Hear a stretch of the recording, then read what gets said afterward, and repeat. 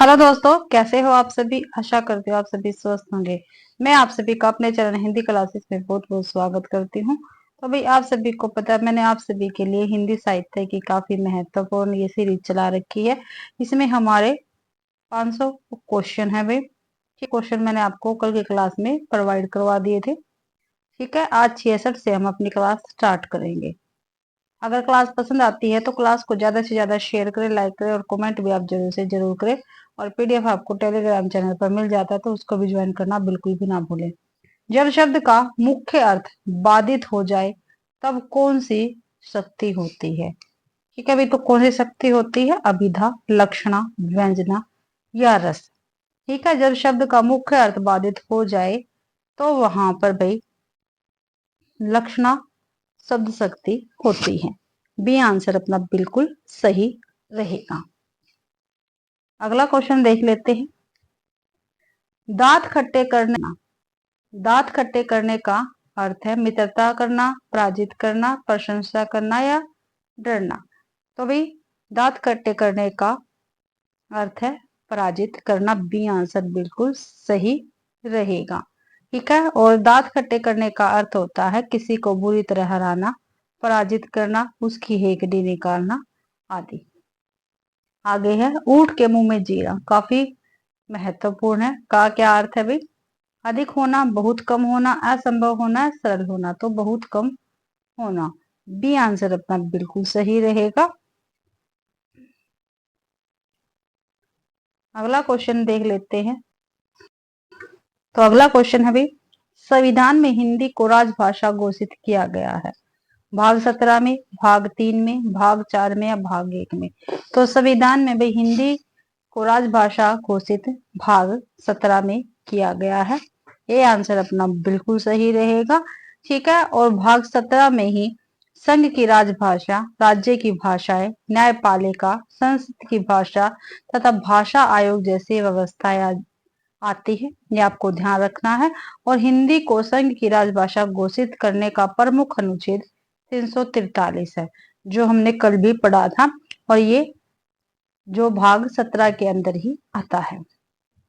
और भाग 3 में मौलिक अधिकार है, भाग 4 में नीति निर्देश तत्व है। ठीक है, और भाग 1 में संघ राज्य की व्यवस्था से संबंधित है भाई ये भाग। अगला क्वेश्चन है, हिंदी के विकास के लिए निर्देशित अनुच्छेद है तो कौन सा है? 43, 343, 348, 351 या 352। तो अनुच्छेद 351 हिंदी के विकास और प्रसार के लिए निर्देश देता है। ठीक है, और इसी अनुच्छेद में कहा गया है कि संघ सरकार, क्या भाई जो संघ सरकार है ये हिंदी को समृद्ध और विकसित करने हेतु प्रयास भारत के समग्र संस्कृति का प्रतिनिधित्व कर सके। ये आपको ध्यान रखना है। और 343 जो है ये राजभाषा से जुड़ा हुआ है अनुच्छेद। ठीक है, 351 जो है विकास प्रसार नीति का मार्गदर्शन कराता है। ठीक है, ये आपको ध्यान रखना है।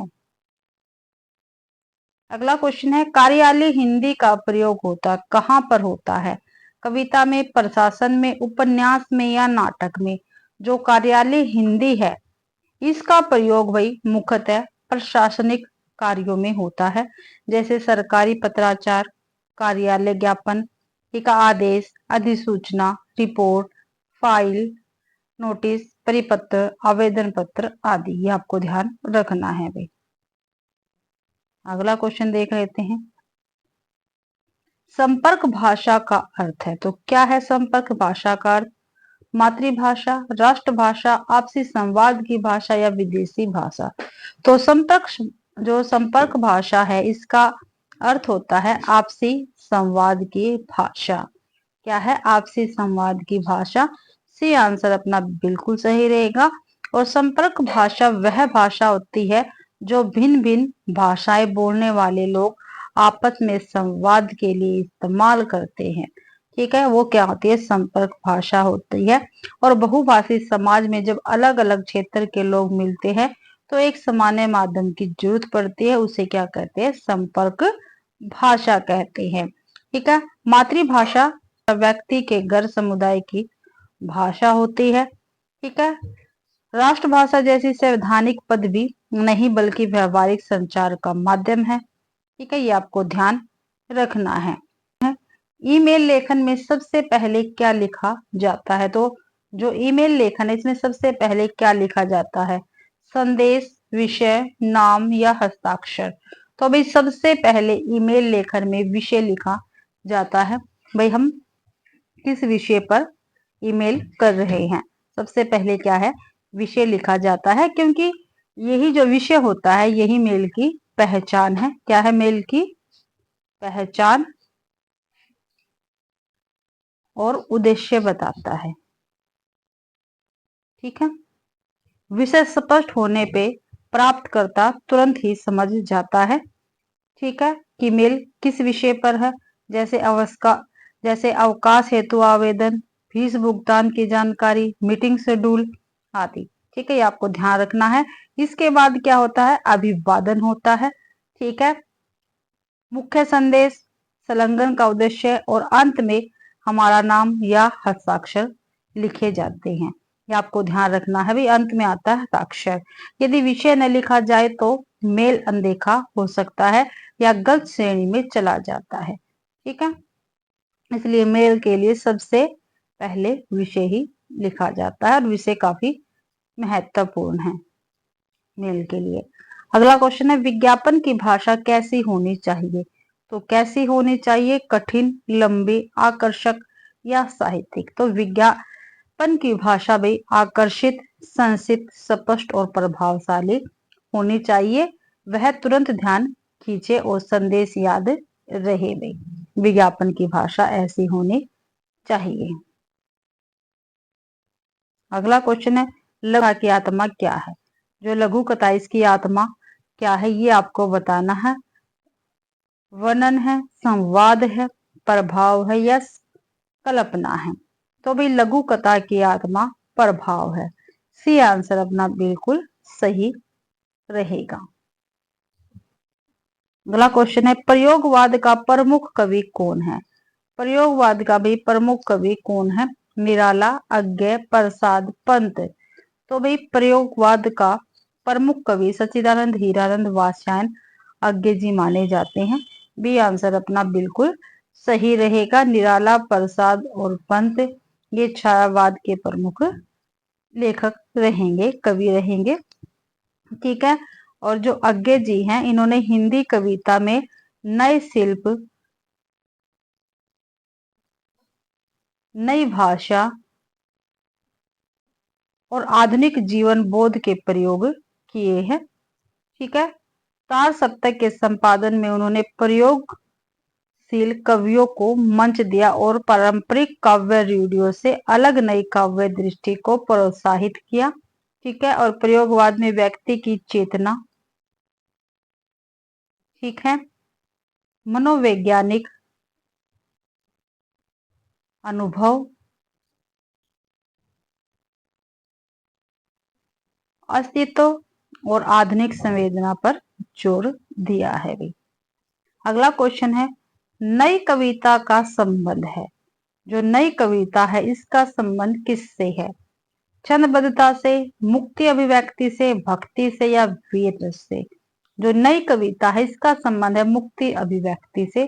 बी आंसर अपना बिल्कुल सही रहेगा।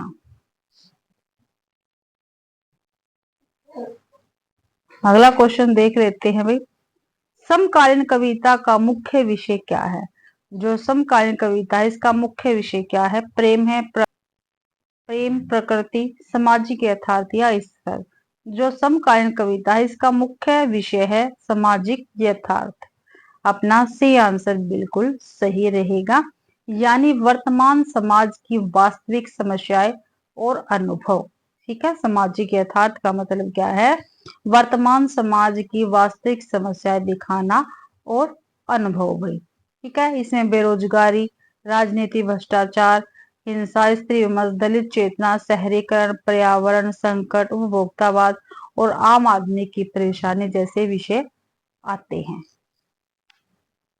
अगला क्वेश्चन है, भारतेंदु युग को किस युग की संज्ञा दी गई है? तो किस युग की संज्ञा दी गई है देख लेते हैं भाई। भारतेंदु युग को? पुनर्जागरण, छायावाद, भक्तिवाद या रीति युग? तो भाई जो भारतेंदु युग है इसको पुनर्जागरण की संज्ञा दी गई है।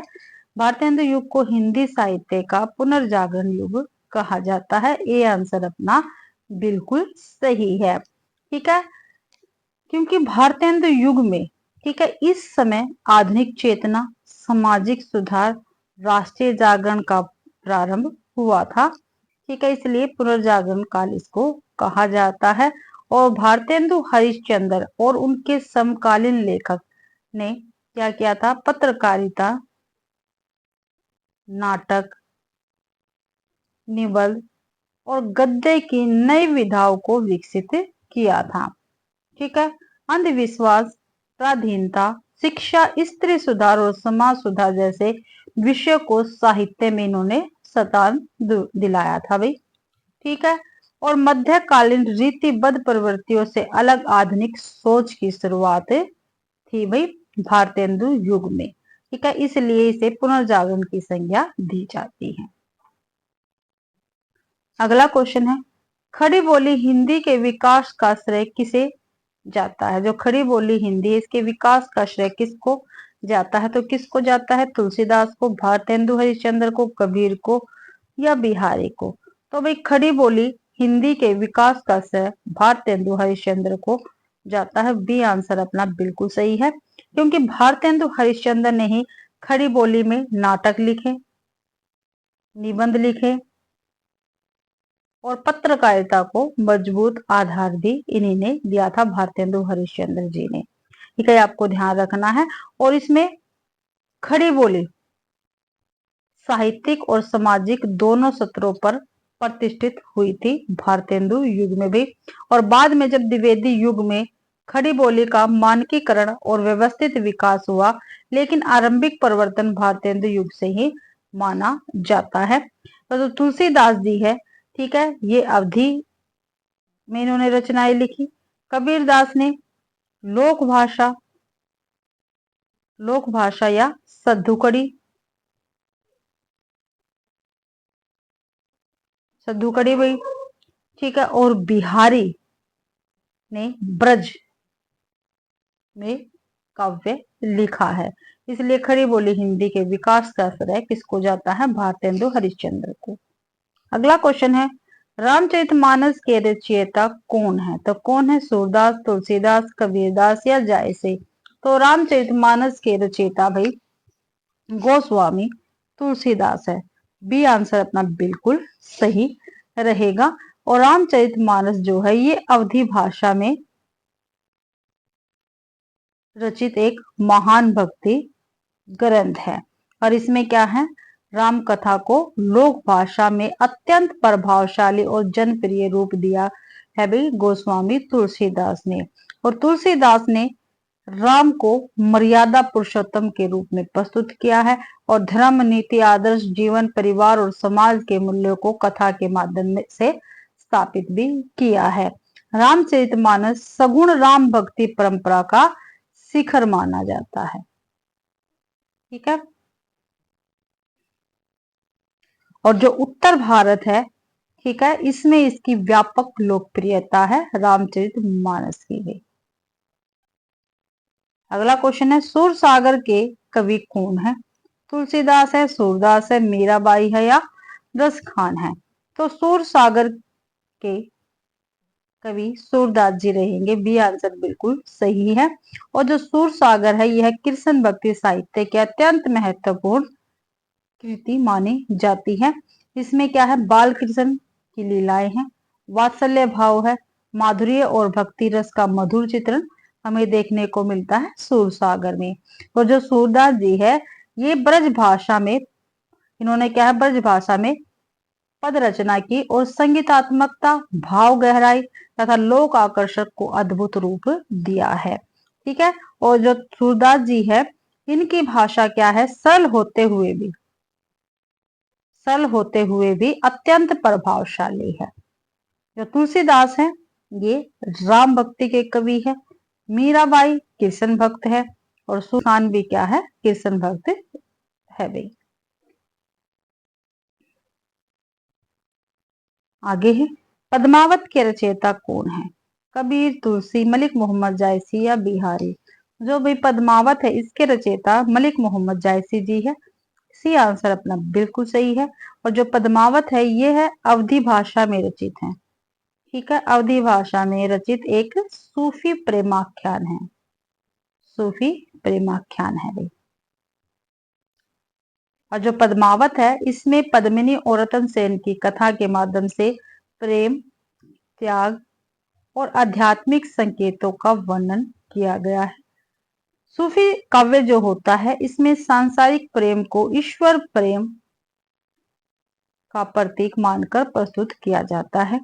इसलिए जो पद्मावत है इसमें भी प्रतीकात्मकता, विरह समर्पण और आत्मिक साधना के भाव प्रमुख है। ये आपको ध्यान रखना। कबीर क्या है? निर्गुण भक्ति के कवि हैं। ठीक है, तुलसीदास राम भक्ति के, बिहारी जो है ये रीतिकाल से जुड़े हुए हैं भाई। अगला क्वेश्चन है, निर्गुण भक्ति के ज्ञान मार्गी कवि कौन है? तो कौन है भाई निर्गुण भक्ति के ज्ञान मार्गी कवि? मीरा है, सूर है, कबीर है या रसखान है? तो निर्गुण भक्ति के ज्ञान मार्गी कवि भाई कबीरदास जी रहेंगे। सी आंसर बिल्कुल सही रहेगा। ज्ञान मार्गी धारा में ईश्वर को निराकार मानकर, क्या भाई? निराकार मानकर आत्मज्ञान, सत्य, विवेक और आंतरिक शुद्धि को प्रमुख साधन माना जाता है। ठीक है, और जो कबीरदास है इन्होंने पाखंड, कर्मकांड, जाति भेद और धार्मिक कट्टरता का विरोध किया था भाई। ठीक है, और बता प्रेम, सत्य का संदेश दिया था कबीरदास ने। ठीक है, कबीरदास की जो वाणी थी ये सरल लोक भाषा, ठीक है, सरल लोक भाषा में होते हुए भी दार्शनिक गहराई लिए हुई थी। आपको ध्यान रखना। मीरा सगुण कृष्ण भक्त कवित्री थी। ठीक है, सूरदास सगुण कृष्ण भक्त थे और रसखान भी कृष्ण भक्त कवि थे। अगला क्वेश्चन है, कृष्ण भक्ति शाखा के प्रमुख कवि कौन है? कृष्ण भक्ति शाखा के प्रमुख कवि कौन है? तो कौन है? तुलसीदास है, सूरदास है, जायसी है या कबीर है? तो कृष्ण भक्ति शाखा के प्रमुख कवि सूरदास माने जाते हैं। बी आंसर अपना बिल्कुल सही रहेगा। ठीक है, सूरदास जी ने ब्रज भाषा में, किसमें? ब्रज भाषा में कृष्ण की बाल लीलाएं, यशोदा का वात्सल्य, गोपियों का प्रेम और कृष्ण के प्रति भक्ति भाव अत्यंत मधुर शैली में प्रस्तुत किया है भाई। ठीक है, जो सूरदास जी हैं इनकी जो सूर सागर रचना है, कौन सी? सूर सागर, ये इनकी प्रसिद्ध कृति है। ठीक है, जो कृष्ण भक्ति साहित्य का आधार ग्रंथ मानी जाती है। ठीक है, आधार ग्रंथ कौन मानी जाती है? कृष्ण साहित्य का सूर सागर भाई। ठीक है, और सूरदास जी की ये महत्वपूर्ण कृति रहेगी। तुलसीदास राम भक्ति शाखा के प्रतिनिधि कवि है। जायसी सूफी प्रेमाख्यान कवि है। कबीर निर्गुण भक्ति के है भाई कवि। अगला क्वेश्चन है, बिहारी सत्सई किस रस पर आधारित है?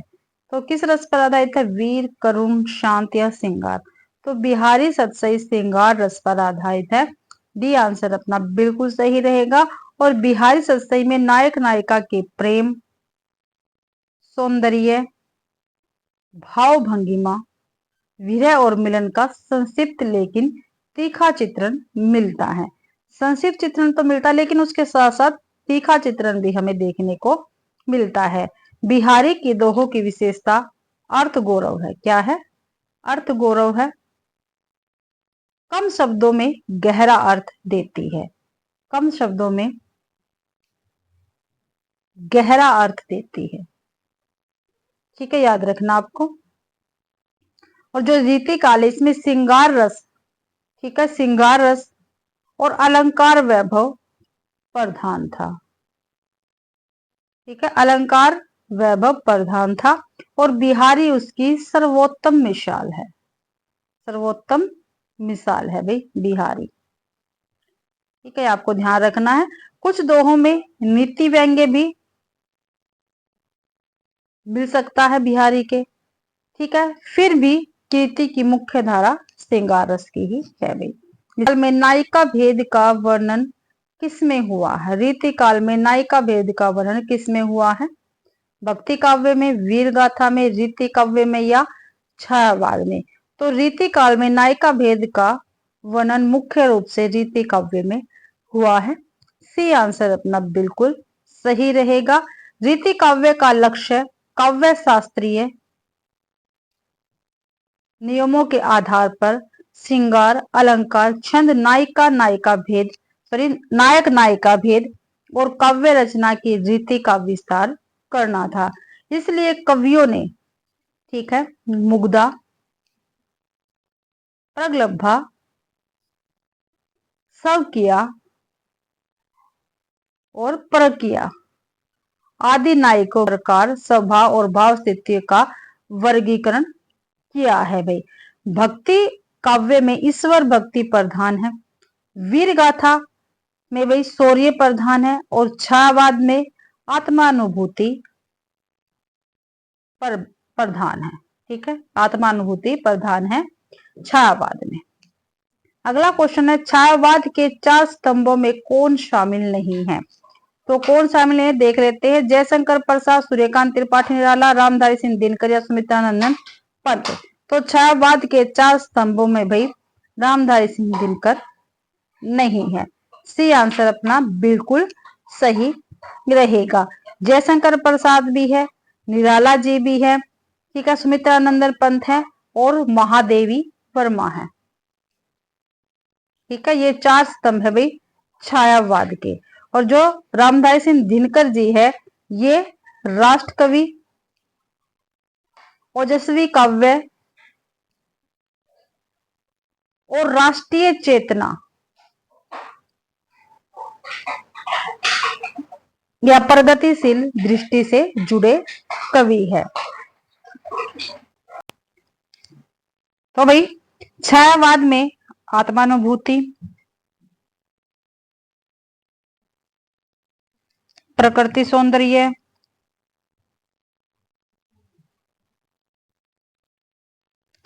रहस्य भाव, भावुकता और व्यक्ति केंद्रित काव्य धारा प्रमुख थी छायावाद में। अगला क्वेश्चन देखते हैं, कामायनी के रचयिता कौन है? जो कामायनी है भाई इसके रचयिता कौन है? पंत है, निराला है, महादेवी या जयशंकर प्रसाद है।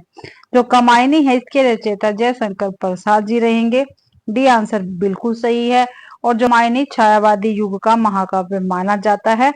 इसमें भाई मनु,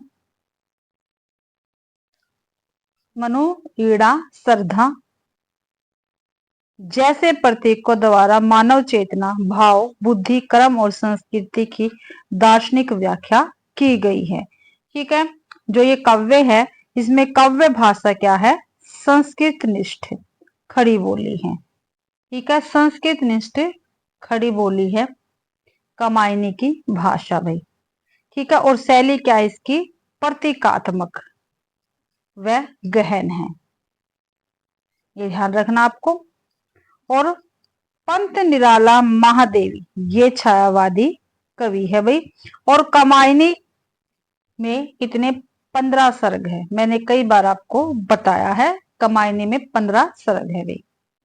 अगला क्वेश्चन है, प्रगतिवाद का प्रमुख कवि कौन है? जो प्रगतिवाद है इसका प्रमुख कवि कौन है? तो कौन है प्रगतिवाद का प्रमुख कवि? तो अज्ञे है, दिनकर है, महादेव वर्मा है, प्रसाद है। तो भाई प्रगतिवाद का प्रमुख कवि रामधारी सिंह दिनकर जी रहेंगे।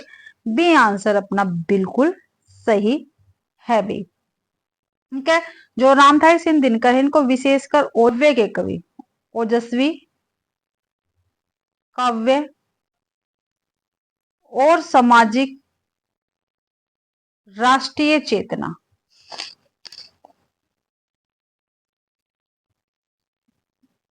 के कवि कहा जाता है। प्रगतिवाद का मूल स्वर, जो प्रगतिवाद है इसका मूल स्वर शोषण, अन्याय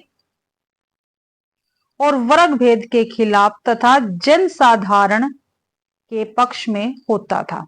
ये भी आप दिनकर की कविता में सामाजिक संघर्ष, राष्ट्रीय स्वाभिमान और जन भावनाओं की अभिव्यक्ति मिलती है। और जो अज्ञे जी है ये प्रयोगवाद से जुड़े हुए थे।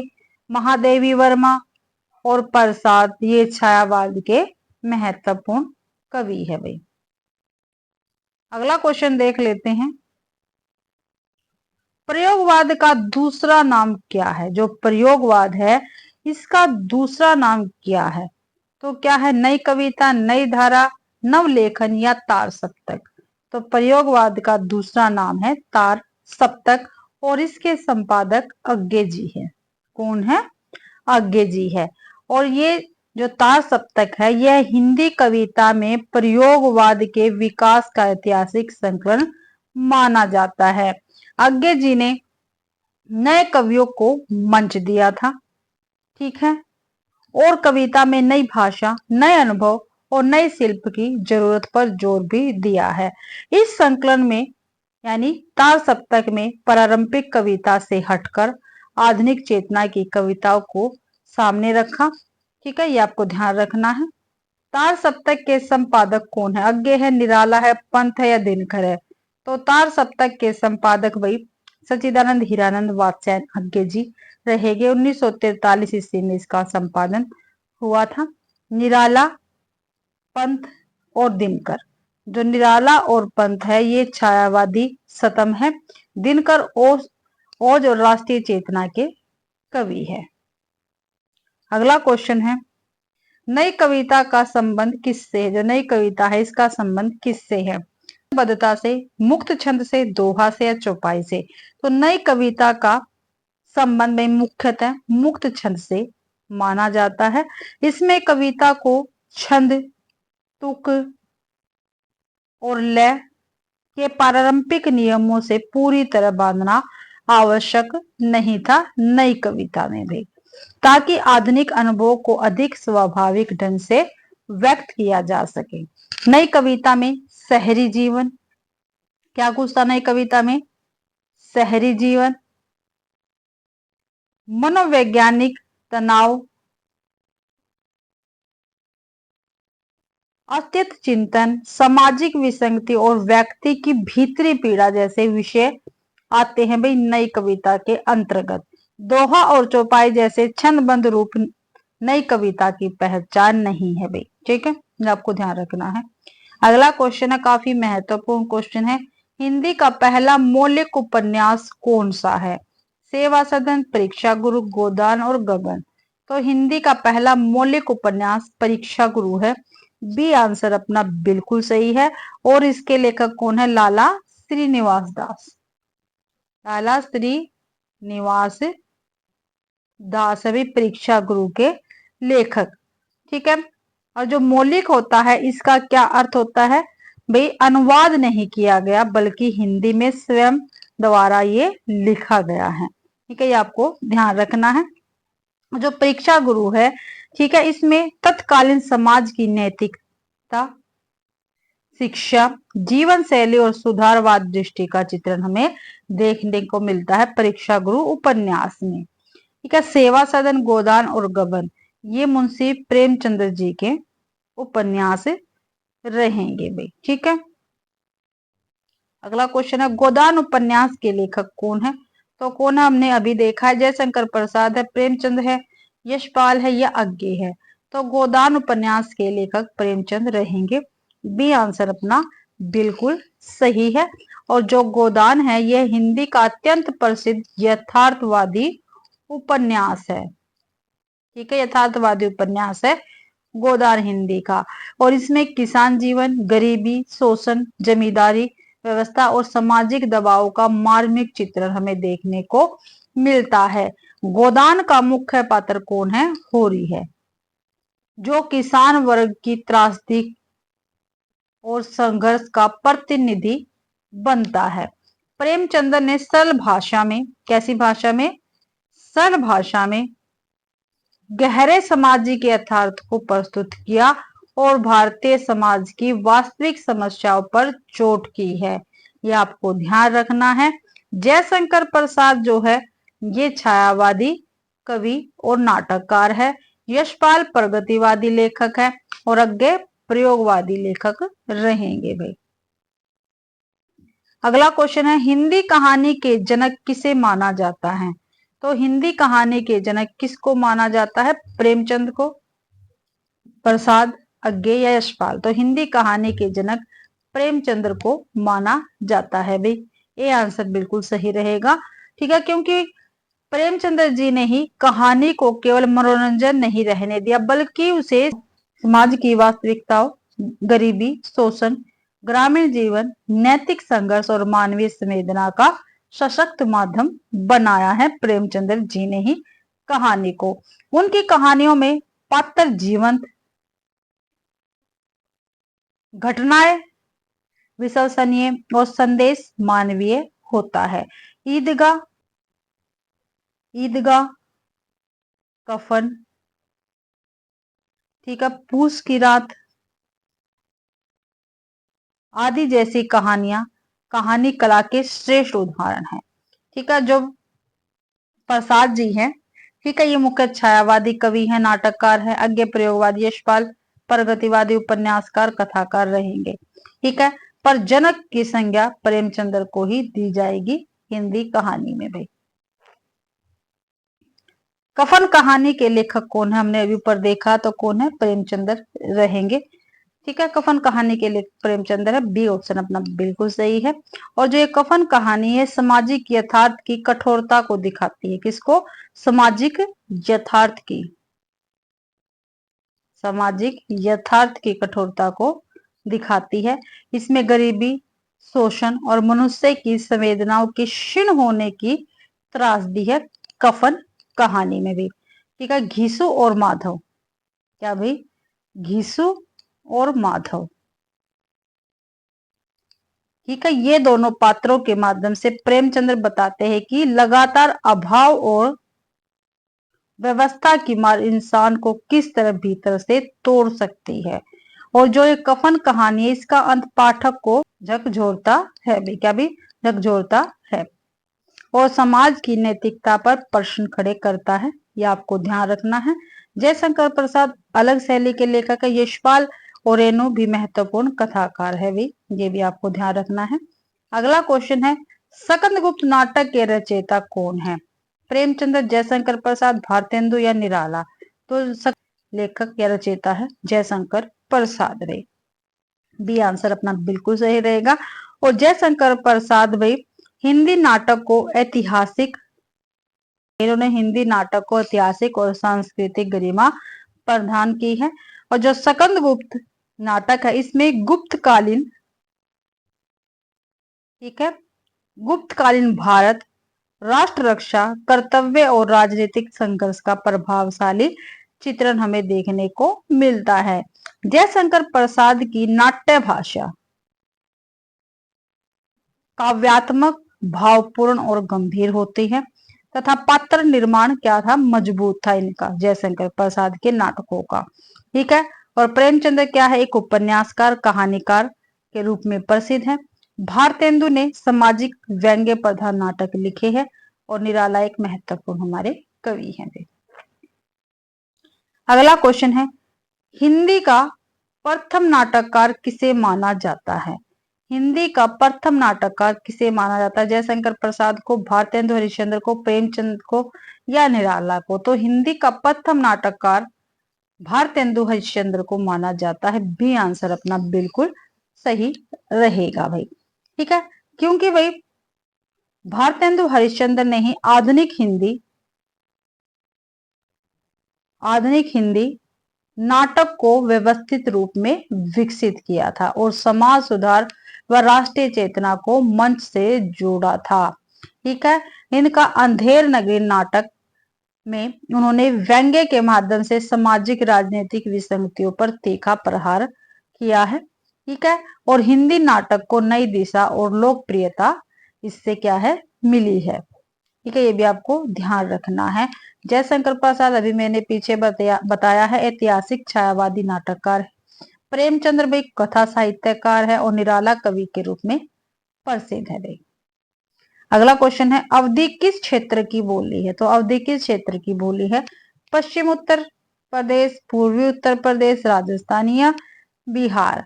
तो भाई जो अवधि है ये पूर्वी उत्तर प्रदेश की बोली रहेगी। विशेषकर ये अवध क्षेत्र में, अयोध्या,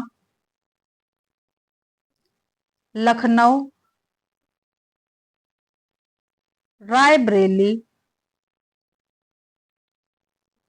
सुल्तानपुर आदि क्षेत्रों की प्रमुख बोली है भाई ये।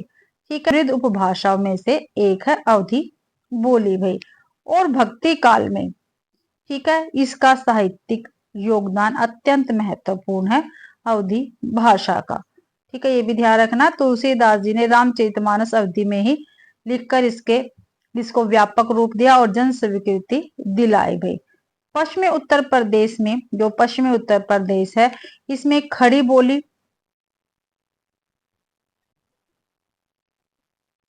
और ब्रज का प्रभाव हमें अधिक मिलता है। राजस्थान में राजस्थानी बोली और बिहार में भाई भोजपुरी और मैथिली बोली का प्रभाव हमें ज्यादा देखने को मिलता है। ठीक है, ये प्रमुख भाषाएं हैं इनकी। तो इसी के साथ भाई आज की अपनी क्लास कंप्लीट होती है। आशा करती हूँ आप सभी को क्लास पसंद आई होगी। अगर आप सभी को क्लास पसंद आती है तो प्लीज क्लास को ज्यादा से ज्यादा शेयर करें, लाइक करें और कमेंट करना बिल्कुल भी ना भूले भाई। और चैनल को भी सब्सक्राइब जरूर करें। पीडीएफ आपको टेलीग्राम चैनल पर मिल जाएगा, तो उसको भी ज्वाइन करें। आप सभी का क्लास देखने के लिए बहुत बहुत धन्यवाद।